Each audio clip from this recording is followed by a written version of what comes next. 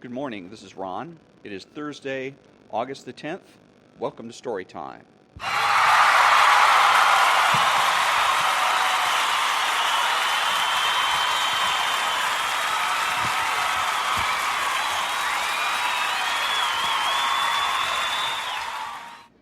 Today, I continue with the 48 Laws of Power by Robert Greene and Joost Elfers, and today I read Law 33, Discover Each Man's Thumbscrew. Everyone has a weakness, a gap in the castle wall. That weakness is usually an insecurity, an uncontrollable emotion or need. It can also be a small secret pleasure. Either way, once found, it is a thumbscrew you can turn to your advantage. We all have resistances. We live with a perpetual armor around ourselves to defend against change and the intrusive actions of friends and rivals. We would like nothing more than to be left to do things our own way. Constantly butting up against these resistances will cost you a lot of energy. One of the most important things to realize about people, though, is that they all have weaknesses, some part of their psychological armor that will not resist, that will bend to your will if you find it and push on it. Some people wear their weaknesses openly, others disguise them. Those who disguise them are often the ones most effectively undone through that one chink in their armor. In planning your assault, keep these principles in mind. Pay attention to gestures and unconscious signals. As Sigmund Freud remarked, no mortal can keep a secret. If his lips are silent, he chatters with his fingertips. Betrayal oozes out of him at every pore.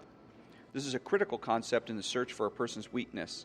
It's revealed by seemingly unimportant gestures and passing words.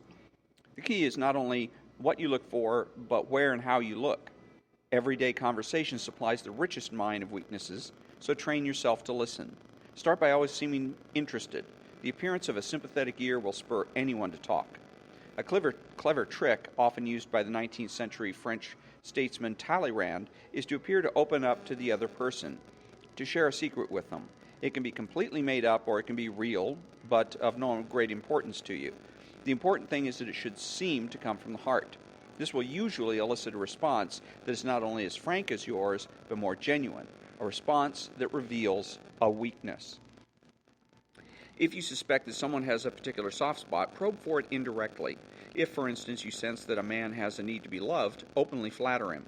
If he laps up your compliments, no matter how obvious, you're on the right track. Train your eye for details, how someone tips a waiter, what delights a person, the hidden messages in clothes. Find people's idols, the things they worship and will do anything to get. Perhaps you can be the supplier of their fantasies. Remember, since we all try to hide our weaknesses, there's little to be learned from our conscious behavior. What oozes out in the little things outside our conscious control is what you want to know. Find the helpless child. Most weaknesses begin in childhood, before the self builds up compensatory defenses. Perhaps a child was pampered or indulged in a particular area, or perhaps a certain emotional need went unfulfilled. As he or she grows older, the indulgence or the deficiency may be buried but never disappears. Knowing about a childhood need gives you a powerful key to a person's weakness. One sign of this weakness is that when you touch on it, the person will often act like a child. Be on the lookout, then, for any behavior that should have been outgrown.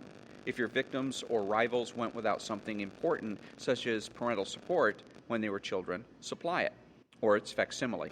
If they reveal a secret taste, a hidden indulgence, indulge it. In either case, they will be unable to resist you. Look for contrasts, an overt trait that often conceals its opposite. People who thump their chests are often big cowards. A prudish exterior may hide a lascivious soul. The uptight are often screaming for adventure. The shy are dying for attention. By probing beyond appearances, you will often find people's weaknesses in the opposite of the qualities they reveal to you. Find the weak link. Sometimes in your search for weaknesses, it is not what, but who that matters. In today's versions of the court, there is often someone behind the scenes who has a great deal of power, a tremendous influence over the person superficially on top. These behind-the-scenes power brokers are the group's weak link. Win their favor, and you indirectly influence the king. Alternatively, even in a group of people acting with the appearance of one will, as when a group under attack closes ranks to resist an outsider, there is always a weak link in the chain. find the one person who will bend under pressure. Fill the void. The two main emotional voids to fill are insecurity and unhappiness. The insecure are suckers for any kind of social validation. As for the chronically unhappy, look for the roots of their unhappiness. The insecure and the unhappy are the people least able to disguise their weaknesses. The ability to fill their emotional voids is a great source of power and an indefinitely prolongable one. Feed on uncontrollable emotions. The uncontrollable emotion can be a paranoid fear, fear disproportionate to the situation, or any base motive such as lust, greed, vanity, or hatred. People in the grip of these emotions often cannot control themselves, and you can do the controlling for them. Observances of the law. Observance number 3. In the year 1559, the French king Henry II died in a jousting exhibition. His son assumed the throne, becoming Francis II. But in the background stood Henry's wife and queen, Catherine de' Medici, a woman who had long ago proven her skill in affairs of state. When Francis died the next year, Catherine took control of the country as regent to her next son in line of succession, the future Charles IX, a mere 10 years old at the time. The main threats to the queen's power were Antoine de Bourbon, King of Navarre, and his brother Louis, the powerful Prince of Condé, both of whom could claim the right to serve as regent instead of Catherine, who, after all, was Italian, a foreigner. Catherine quickly appointed Antoine lieutenant general of the kingdom, a title that seemed to satisfy his ambition. It also meant that he had to remain in court, where Catherine could keep an eye on him. Her next move proved smarter still.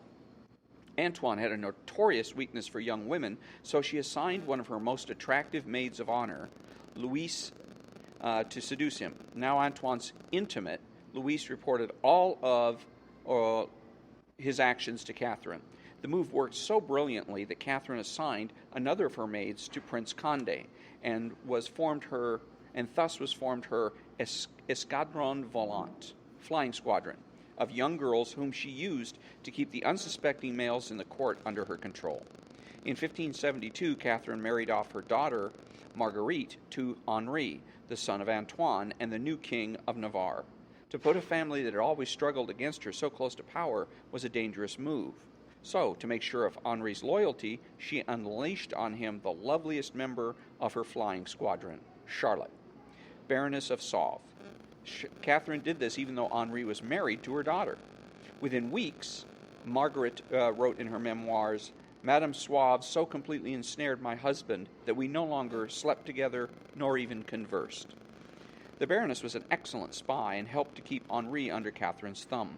When the Queen's youngest son, the Duke of Alencon, grew so close to Henri that she feared the two might plot against her, she assigned the Baroness to him as well. This most infamous member of the flying squadron quickly seduced Alencon, and soon the two young men fought over her, and their friendship quickly ended, along with any danger of a conspiracy. Interpretation. Catherine had seen very early on the sway that a mistress has over a man of power. Her own husband, Henri II, had kept one of the most infamous mistresses of all time, Diane. What Catherine learned from the experience was that a man, like her husband, wanted to feel that he could win a woman over without having to rely on his status, which he had inherited rather than earned. And such a need contained a huge blind spot. As long as the woman began the affair by acting as if she had been conquered, the man would soon fail to notice, as time passed, that the mistress had come to hold power over him, as Diane did over Henri. It was Catherine's strategy to turn this weakness to her advantage, using it as a way to conquer and control men. All she had to do was unleash the loveliest of women in her court, her flying squadron, on men whom she knew shared her husband's vulnerability. Remember, always look for passions and obsessions that cannot be controlled. The stronger the passion, the more vulnerable the person. This may seem surprising, for passionate people look strong. In fact, however, they are simply filling the stage with their theatricality, distracting people from how weak and helpless they really are. A man's need to conquer women actually reveals a tremendous helplessness that has made suckers out of them for thousands of years. Look at the part of a person that is most visible: their greed, their lust, their intense fear. These are the emotions they cannot conceal and over which they have the least control. And what people cannot control, you can control for them. Observance number 5. In 1862, King William of Prussia named Otto von Bismarck Premier and Minister for Foreign Affairs. Bismarck was known for his boldness, his ambition, and his interest in strengthening the military. Since William was surrounded by liberals in his government and cabinet, politicians who already wanted to limit his powers, it was quite dangerous for him to put Bismarck in this sensitive position. His wife, Queen Augusta, had tried to dissuade him, but although she usually got her way with him, this time William stuck to his guns. Only a week after becoming prime minister, Bismarck made an impromptu speech to a few dozen ministers to convince them of the need to enlarge the army. He ended by saying, "The great questions of the time will be decided not by speeches and resolutions of majorities, but by iron and blood." His speech was immediately disseminated throughout Germany. The Queen screamed at her husband that Bismarck was a barbaric militarist who was out to usurp control of Prussia, and that William had to fire him. The liberals in the government agreed with her. The outcry was so vehement that William began to be afraid that he would end up on a scaffold like Louis XVI of France if he kept Bismarck on as prime minister. Bismarck knew that he had to get to the king before it was too late. He also knew he had blundered and should have tempered his fiery words. Yet, as he contemplated his strategy, he decided not to apologize, but to do the exact opposite. Bismarck knew the king well. When the two men met, William, predictably, had been worked into a tizzy by the Queen. He reiterated his fear of being guillotined, but Bismarck only replied, "Yes, then we shall be dead. We must die sooner or later, and could there be a more respectable way of dying? I should die fighting for the cause of my king and master. Your Majesty would die sealing with your own blood your royal rights granted by God's grace. Whether upon the scaffold or upon the battlefield makes no difference to the glorious staking of body and life on behalf of rights granted by God's grace." On he went, appealing to William's sense of honor and the majesty of his position as head of the army. How could the king allow people to push him around? Wasn't the honor of Germany more important than quibbling over words? Not only did the prime minister convince the king to stand up to both his wife and his parliament, he persuaded him to build up the army. Bismarck's goal all along. Interpretation. Bismarck knew the king felt bullied by those around him. He knew that William had a military background and a deep sense of honor, and that he felt ashamed at his cravenness before his wife and his government. William secretly yearned to be a great and mighty king, but he dared not express this ambition because he was afraid of ending up like Louis XVI. Where a show of courage often conceals a man's timidity, William's timidity concealed his need to show courage and thump his chest. Bismarck sensed the longing for glory beneath William's pacifist front, so he played to the king's insecurity about his manhood, finally pushing him into 3 wars and the creation of a German empire. Timidity is a potent weakness to exploit. Timid souls often yearn to be their opposite, to be Napoleons, yet they lack the inner strength. You, in essence, can become their Napoleon, pushing them into bold actions that serve your needs while also making them dependent on you. Remember, look to the opposites and never take appearances at face value. Reversal. Playing on people's weakness has one significant danger. You may stir up an action you cannot control. In your games of power, you always look several steps ahead and plan accordingly, and you exploit the fact that other people are more emotional and incapable of such foresight. But when you play on their vulnerabilities, the areas over which they have least control, you can unleash emotions that will upset your plans. Push timid people into bold action, and they may go too far. Answer their need for attention or recognition, and they may need more than you want to give them.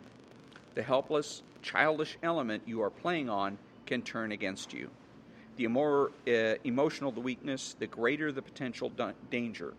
Know the limits to this game, then, and never get carried away by your control over your victims. You are after power, not the thrill of control. And that was law number 33, about finding a man's thumbscrew and using it against him. And again, it's another chapter that kind of gives me pause. You know, I'm not terribly eager to rush out and try this particular law, and I don't. A lot of this is about what kind of a person do I really want to be? Do I want to be a schemer? Do I want to be a con man? A lot of the stories that they're using in terms of glorifying all of these laws of power are anecdotes about con men, Count Lustig, Yellow Man Wheel. Is that what I want to be? Is that what anybody wants to be? Is they want to be a con man, and basically you're going to end up dying alone with no intimate relationships because you're exploiting other people's weaknesses, but at the same time, obviously, you are trying to prevent other people from exploiting yours. So you're not going to be honest with people. You're not going to be open with people and tell people who you are and what you think and truly believe. And especially not present to people any of your vulnerabilities or weaknesses. And those are essential if you're going to have any type of intimate relationships with anybody, whether it's friendships, lovers, or anything else, or even getting married. So on Saturday, the 12th, August the 12th, I will be reading Law 34, Be royal in your own fashion. Act like a king to be treated like one. And this sounds like a chapter that's going to be a little bit easier to take, a little bit easier to swallow, you know. We all have egos, and we all want to be treated the best way we possibly can. So it seems like this chapter is going to be fairly innocuous in terms of the laws of power, considering the chapters we've just read. The way you carry yourself will often determine how you are treated. In the long run, appearing vulgar or common will make people disrespect you. For a king respects himself and inspires the same sentiment in others. By acting regally and confident of your powers, you make yourself seem destined to wear a crown. That's Law 34, Be royal in your own fashion, act like a king to be treated like one, and I'll be reading that on Saturday, August the 12th. And until then, have a great day.